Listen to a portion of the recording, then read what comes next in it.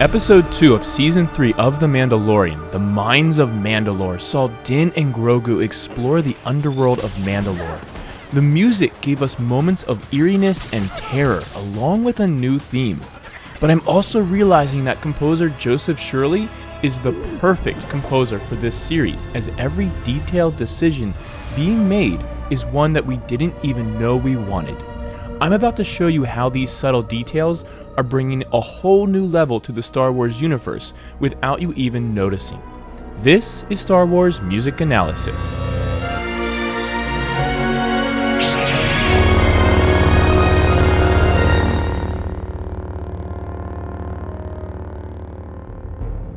Do it.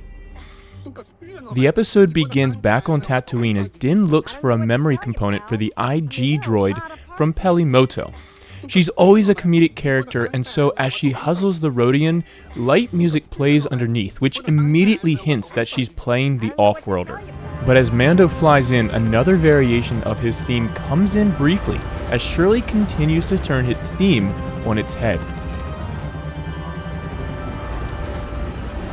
And Mando is the next to get swindled as he purchases the R5 unit from A New Hope that had a blown power converter. Of course, it was revealed in the novel A Certain Point of View that R2-D2 actually convinced him to blow out this power converter in order to give R2 the chance to save the day. But let's get back to the music. As he leaves Mos Eisley, his theme triumphantly returns. And anyone else notice that he didn't even say hi to his buddy Boba Fett? You ready for an adventure? As Din enters Mandalore and passes through the intense storms, we actually get some of the wow and flutter effect in the music that was so popular in the Andor series.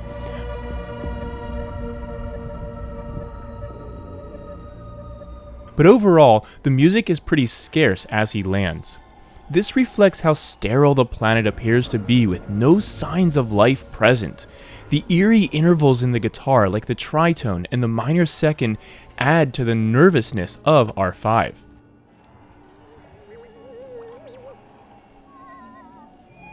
And a quick swell in the brass signals the moment he disappears on Din's radar.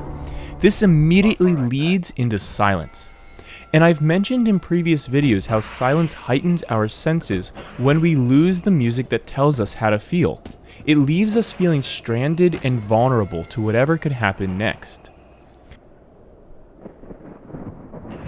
As he descends into the cavern, music begins playing again though, growing bigger as he stumbles onto an abandoned Mandalorian city. Honestly, when the music went silent earlier, I was waiting for the typical jump scare to come in, but this was so well planned out.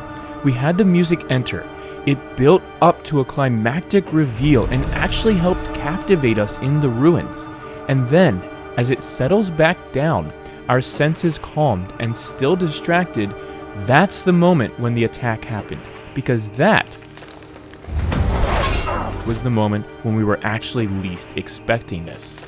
I highly preferred this to the normal cliché jump scare that simply comes out of silence.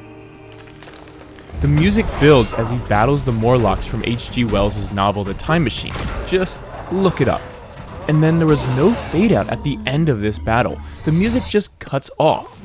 And this sudden ending actually leaves the tension sitting with us. It denies us the closure of a gradual softening of the music.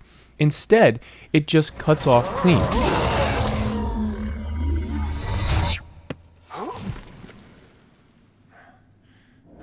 This is remedied though as Din helps R5 up and returns to Grogu, and the music returns to its more calm state. But eerie music returns as they descend into the mines. But there's also a lightness to it with the staccato in the accompaniment.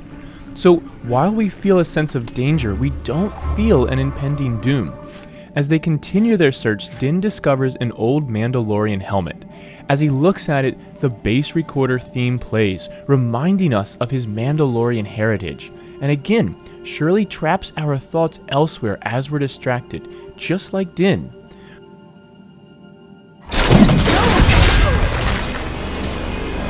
But as the trap is sprung and he's attacked by the droid, the overwhelming electronic and distorted drones take over. overwhelming us just like the droid overwhelming Din in this moment.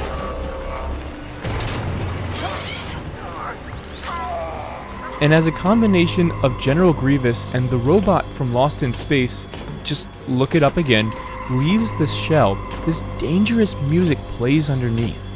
Grogu approaches to help, and the music cue actually resembles this moment as Luke tries to lift his X-Wing from the swamps of Dagobah.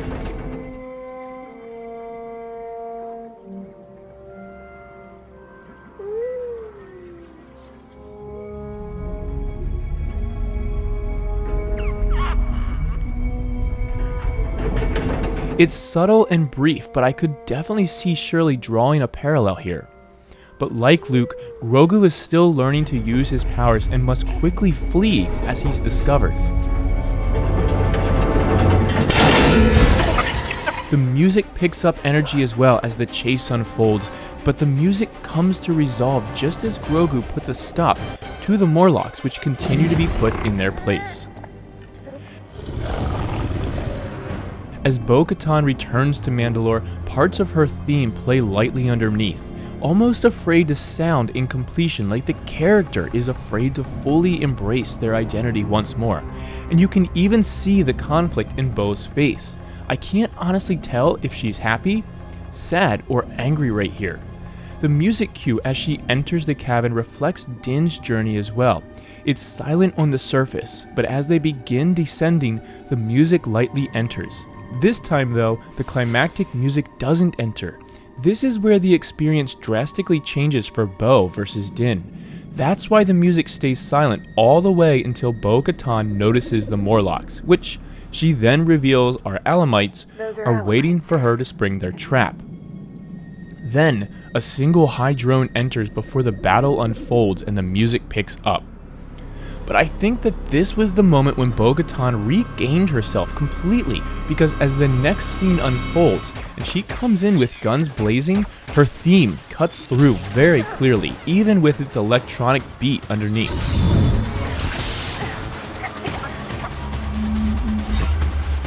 And she wields the Darksaber effortlessly, possibly foreshadowing things to come. The music fades then as Din Djarin fades from his loss of blood. As they approach the Mines of Mandalore, her theme comes back again, but now Shirley has turned her theme into a far more tender version as Bo-Katan's defensive walls come down and she opens up to Din. As they approach the waters, the music recedes, but only after a brief vocal cue that gives an enchanting feeling to the waters we've heard so much about. As he approaches the waters, Din's theme, the theme of the Mandalorian, enters. It's tender now, just like the transformation that happened to Bo-Katan's theme earlier. While this means nothing to Bo, this is everything to Din, and you can tell that he's inspiring her as well.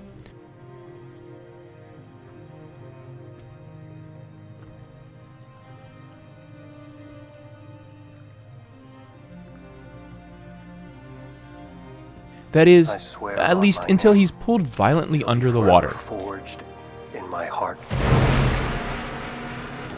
Then, frantic fragments of his theme play again, but are interrupted by trumpets multiple times.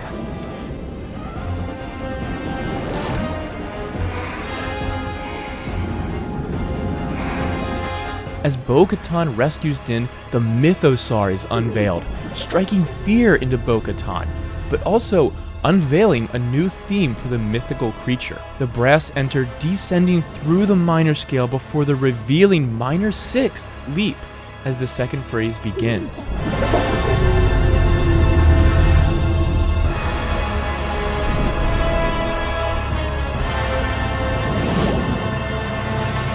The new themes, the cues, the setups, everything that Shirley is doing right now is perfectly in line with Goranson, and yet done with even more expertise to what works for storytelling, leaving me left only to say, this is the way. But I would love to know what you all think as well. What do you think of Joseph Shirley's music now that we've gotten 2 full episodes of it? And do you actually think Din has a chance against the Mythosaur, or is Bo-Katan or even little Grogu about to become the next ruler of Mandalore? Tell me in the comments below and let me know if I've missed anything. Consider checking out my Patreon page using the link in the description, where you can help support this channel for as little as $1 a month, or download PDFs and MP3s of projects as I complete them, along with other perks at higher tiers. Please don't forget to like this video and subscribe to learn more about the music of a galaxy far, far away, and as always, may the be with you.